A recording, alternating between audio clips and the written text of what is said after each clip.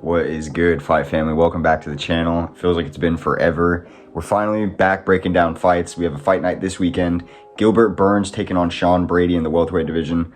Honestly, a really good fight night card. I'm not complaining. It's been a minute since we have fights, so I feel like rejuvenated for this shit.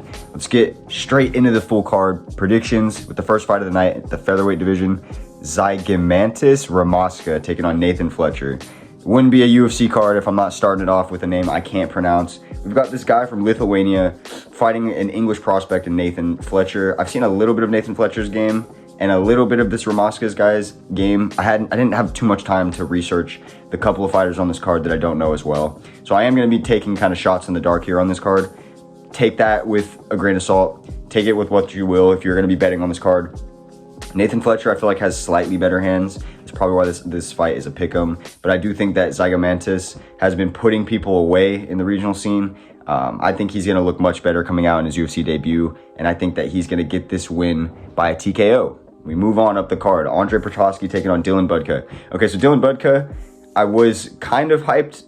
Not hyped, I guess. I was excited to see his debut because he's a little bit more well-rounded of a prospect, I'll say, especially for like a middleweight prospect, somewhere where we really need people at the bottom half of that division because it is not that stacked, especially at the bottom.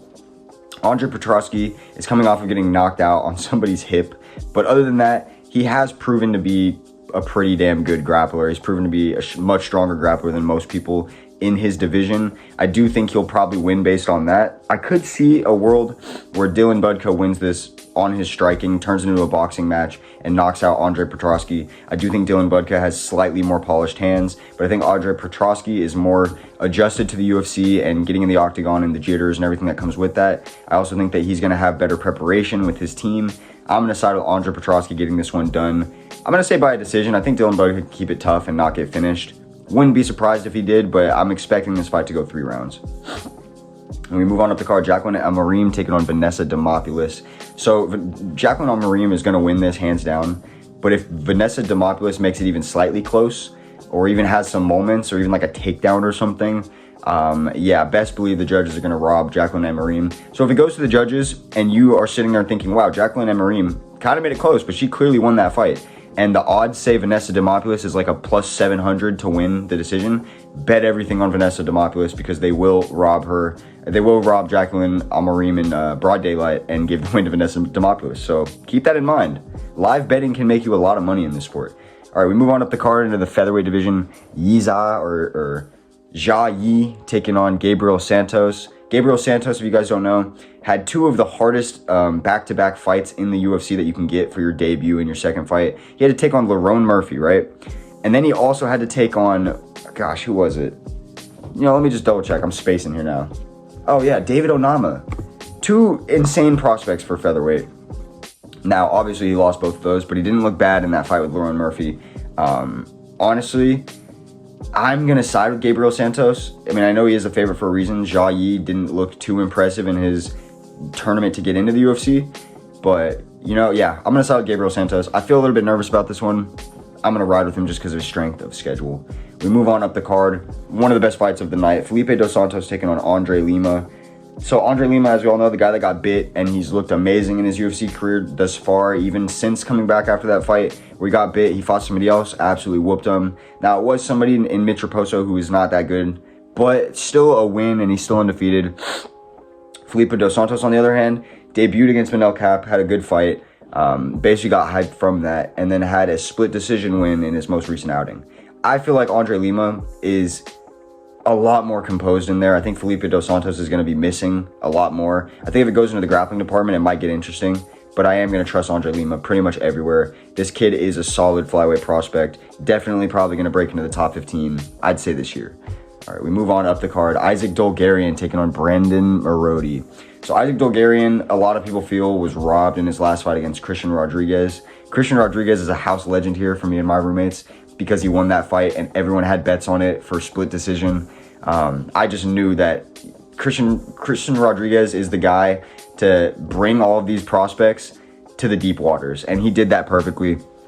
Now, Isaac Dolgarian did show off really solid, aggressive wrestling. I like his style. I like his ground and pound and everything. Brandon Marody is part of, what is it, the New England Cartel, and he's like the weakest link of them. He has a decent record, but the dude is a can.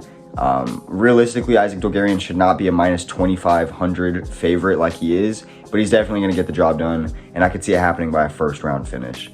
Moving on up the card, Rong Zhu taking on Chris Padilla. This is my first underdog of the night. I believe maybe my only one as well. I'm siding with Chris Padilla to get this one done. He ended up winning against James Longtop not too long ago. I picked against him. He impressed me with that win. I've also come to realize he's on a win streak, so he is kind of really coming into his own here. And Rong Zhu, he got cut from the UFC on like a 1-2 record, comes back into the UFC after going on a tear outside of it. He's 25-4. Realistically, he's a lot more polished on the feet. You know, Chris Padilla is going to have to go through the fire to either get this fight to the ground or make it scrappy. But I am going to trust Chris Padilla to get that one done. First underdog of the night. I might end up really regretting it. You know, Rong Zhu has a tendency to, if he is going to win fights, really make you regret picking the other guy.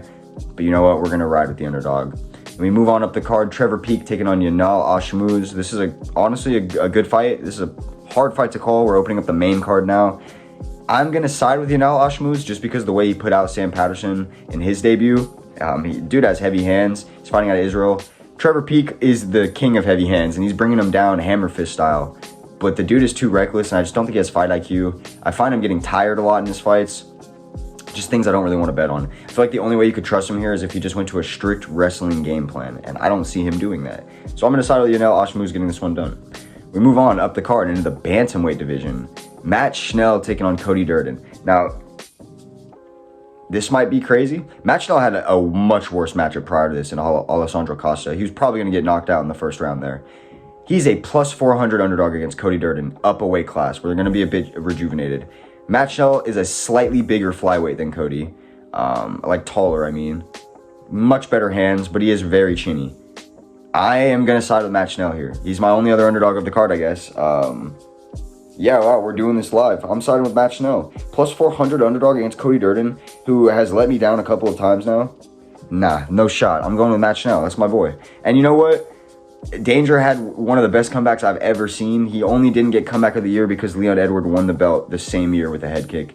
If that didn't happen, Matt Schnell would have a comeback of the year award on his resume for life. And that shit is probably the coolest thing as a UFC fan, to watch a fighter get battered around for multiple rounds and then come back and win. I gotta trust my boy Matt Schnell. We move on up the card. Steve Garcia taking on Kyle Nelson. This fight is really close on the odds. Steve Garcia minus 185. I agree with that actually perfectly. The reason I kind of want to side with Kyle Nelson is because whenever we see featherweights taking on lightweights, the featherweights show that there is a fucking skill difference, bro. A skill difference, a speed difference. Just everything. They seem to be a step above all of these lightweights. It's rare that you see a lightweight take out a featherweight. If we have even seen it, I don't know if we have. But Steve Garcia does have a lot of the tools to win a fight against somebody like a Kyle Nelson. The thing that gets me worried is Kyle Nelson has bombs in his hands, and he could just land a random one on Steve Garcia and put him out. You know, I've seen it happen before against, who was it that Steve lost to? Nerdy and Mbeke. No, it wasn't Nerdy and Mbeke. Was it Mahashate? It was Mahashate, yeah. And that was disappointing. But he's also got wins over Chase Hooper, which I thought was really solid. Melky Costa, which is a really solid win. Yeah, honestly, I'm going to side with Steve Garcia. He's usually pretty reliable for these types of fights. But don't get me wrong, bro. Kyle Nelson has a path to victory here. Just him being a featherweight on a win streak with a good chin and heavy hands gives him a shot here. But I'm going to side with Steve Garcia getting this one done by a knockout.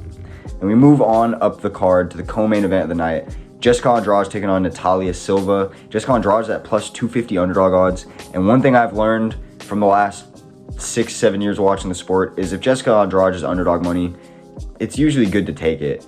I'm not going to this time around. I think Natalia Silva is such a solid prospect in the women's flyweight division. She's 5-0, you know, looks great every time she's out there, and she's looking better against better competition. I think Jessica Andrade is going to be there to be hit.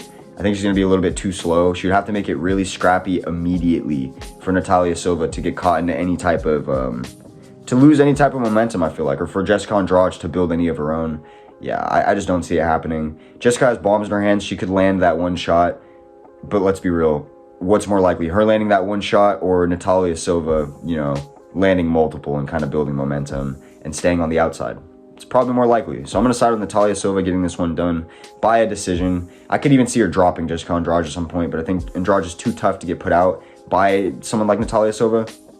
But yeah, I think she's going to be whipping head kicks, whipping jabs out there, pumping jabs out there. I think it's going to be a decent little scrap. Good co-main event. Usually I'm not the happiest about the female co-main events, but this is a good matchup, so can't complain. And we have our main event of the night, Gilbert Burns taking on Sean Brady. So Gilbert Burns, he's 38, man. And I don't know, something about looking at his body now these days, no Diddy. He definitely looks aged, bro. Yeah, I'm starting to feel like, I don't know, certain weight classes you just really can't be at this age. Gilbert Burns looked great against Khamzat. I felt like even watching it live, that was kind of the end of Gilbert Burns' prime. Because I knew that he was never going to get any good stylistic matchups following that loss to Khamzat. He wasn't going to get any matchups that were going to help propel him up into the rankings or back up to a title contendership. And he's had some good wins over Neil Magny and whatnot. It just feels like Jorge Masvidal, feels like he can beat the older guys, right? Because he's not exactly as old as them. He's just a little step below it. But I don't know about beating somebody like Sean Brady, who actually looked really good against Kelvin Gastelum in his comeback fight after his first loss. I didn't think he was going to do good against Kelvin. I think I actually picked Kelvin Gastelum to win. So Sean Brady impressed me there. Now, Gilbert Burns, obviously, he's a threat on the ground. Sean's going to have to be a lot more careful about certain wrestling entries and certain positions that he's in on the ground. And Gilbert Burns has more power in his hands. He has better striking, hands down. But we all know how it goes in MMA. It doesn't always math out like that. I think Sean Brady's going to have a relatively easy time changing levels, getting Gilbert to the ground, or at least getting him thinking, getting him in those types of scrambles. And I don't think that Gilbert's going to be fighting like himself. Now, I could see this being a Robert Whittaker situation where Gilbert just comes in and absolutely starches the younger guy. But Sean Brady's a bit more proven than somebody like Ikram was. So it's a hard fight to call. I think the odds are also very good with Gilbert being at a plus 150. I am going to side with Sean Brady getting this one done.